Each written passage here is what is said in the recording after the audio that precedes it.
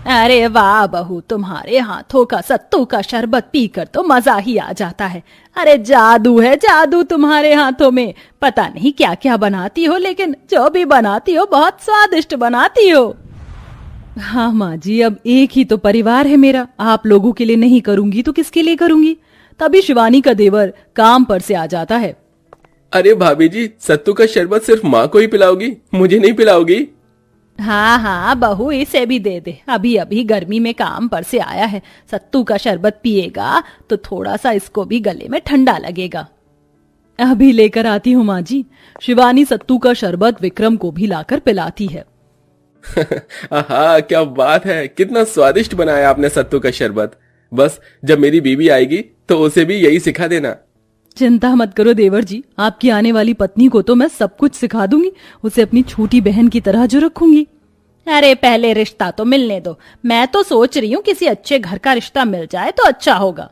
उसी वक्त घर पर पंडित जी आ जाते हैं। अरे बहन जी, रिश्ता तो मिल गया है। यह मानो जैसे आपके मुंह की कहीं पूरी हो गई हो। अरे बहुत अच्छे परिवार का रिश्ता लेकर आया हूँ, बहुत अमीर है लड़की। अच्छा पंडित जी, जरा फोटो तो दिखाना। जैसे ही शकुंतला फोटो देखती है, उसको लड़की पसंद आ जाती है। लड़की तो सही है, आप रिश्ते की बात करवा दो। लेकिन पंडित जी, आपको तो पता है ना, हम लोग थोड़ा गरीब हैं, ऊपर से हमारे पास एक ही कमरा है। लड़के के पिता से मेरी बात हो चुकी है, उन्हें बस मेहनती लड़का चाहिए, बाकी तो दान दहेज उनकी तरफ से बहुत आएगा।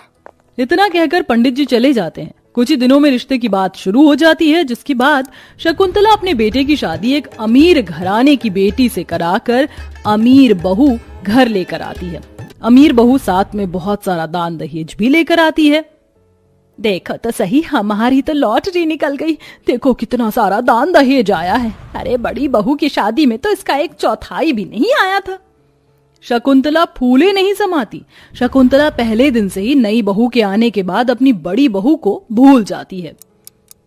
ओ माय गॉड, मेरे पिता ने मेरी शादी इतने गरीब परिवार में करवा दी, जहां पर रहने के लिए सिर्फ एक कमरा ही है। अरे छोटी बहू, परेशान क्यों होती हो, हम इस एक कमरे में पूरा परिवार सो जाता है, और एक कमरे के परिवार में सोने में मजा भी बहुत आता है। सारी रात बात करते हुए कब कट जाती है पता ही नहीं चलता। ओ माय गॉड सासू मॉम, आप ये कैसी बातें कर रही हो, प्राइवेसी नाम की भी कोई चीज होती है। बहू, ये प्राइवेसी कौन है, तुम्हारी कोई नई सहेली है क्या? कोई नई सहेली नहीं है। अरे माँ जी, आपको प्राइवेसी का मतलब नहीं पता? प्राइवेसी मतलब पति पत्नी का एक पर्सनल रूम। अच्छा ये बात है बहू, रुको अभी बना देती हूँ तुम्हारा पर्सनल रूम। आज से तुम दोनों बहू अंदर सोना और मैं बाहर। शकुंतला ऐसा कहने के बाद अपने घर के अंदर बीचों बीच एक पर्दा टांग देती है। ये ले बहू, हो गया तुम्हारा एक रूम, अब वहां जो मर्जी करना है करो, यहाँ के लोग वहां नहीं झांकने वाले। ये देखकर शिवन्या बहुत ज्यादा गुस्से में होती है और अपने मन ही मन सोचती है, व्हाट रबिश, ये सब क्या है, एक कमरे में मुझे एडजस्ट करके रहना होगा। ऊपर से यहाँ कितनी गर्मी है, पसीने आ रहे, एक पंखा है वो भी सही से हवा नहीं दे रहा। शिवन्या बहुत ज्यादा परेशान हो जाती है। ऊपर से रात को लाइट भी चली जाती है।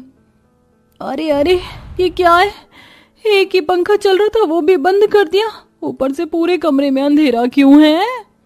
लाइट चली गई है, अब तो लाइट सुबह ही आएगी। इस तरह तुम लोग कैसे रहते हो? मुझे तो बिल्कुल भी नहीं रहा जा रहा, मुझे बहुत गर्मी लग रही है।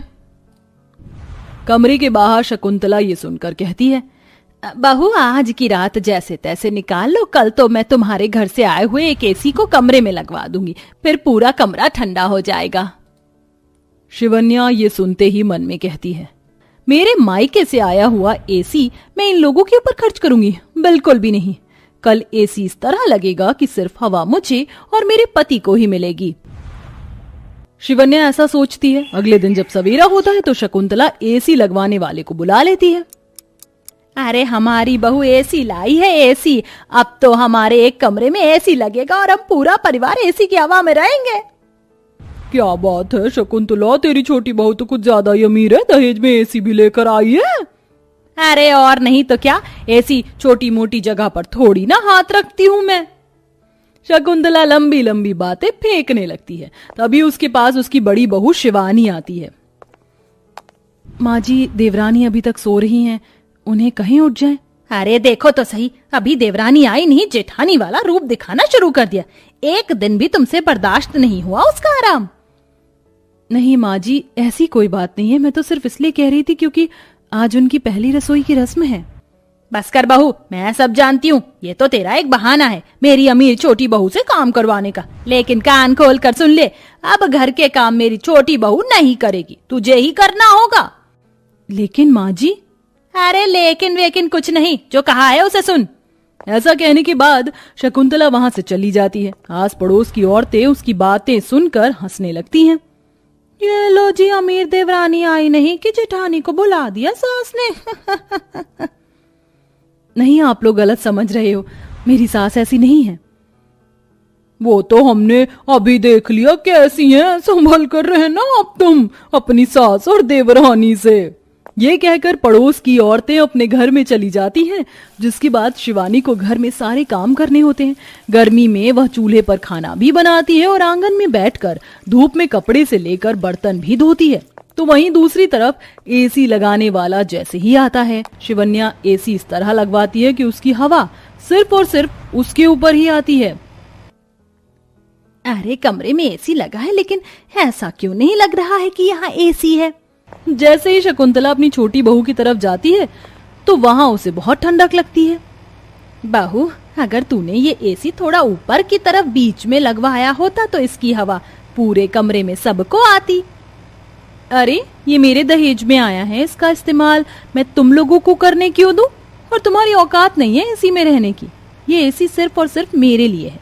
एक तो वैसे एक कमरे के ससुराल में रहना पड़ रहा है और ऊपर से तुम्हारी ये उम्मीद है कि मेरा एसी तुम्हें भी बरतने के लिए मिल जाए। नहीं बहू, ऐसा नहीं है, लेकिन चलिए अब यहाँ से चली जाइए, मुझे थोड़ी देर एसी की हवा में आराम करना है।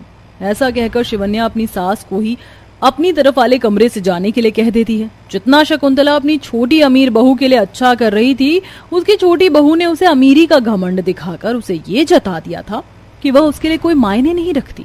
लेकिन फिर भी शकुंतला अमीर बहू की ही परवाह करती थी। इसी के चलते कुछ दिन बाद जब गर्मी और ज्यादा हो जाती है, शकुंतला को गर्मी से घमौरियां भी निकल आती हैं और उसकी तबीयत भी खराब हो जाती है। हे भगवान, कितनी गर्मी है, मुझे ये गर्मी बर्दाश्त नहीं हो रही। माँ जी, मैंने आपके लिए सत्तू का शरबत बनाया है, इसे पी लीजिए। शिवानी शकुंतला का बहुत ख्याल रखती है। इसी के चलते शिवानी अपने पति से कहती है, सुनिए, गर्मी बहुत है, जो पैसे आपने बचा कर रखे थे आप उनसे कूलर ले आइए। रात भर माँ जी बाहर सोती हैं, उन्हें तो पंखे की हवा भी नसीब नहीं होती। उन्हें रात को आराम से नींद तो आ जाएगी। ठीक है, मैं कल ही कूलर ले आऊंगा।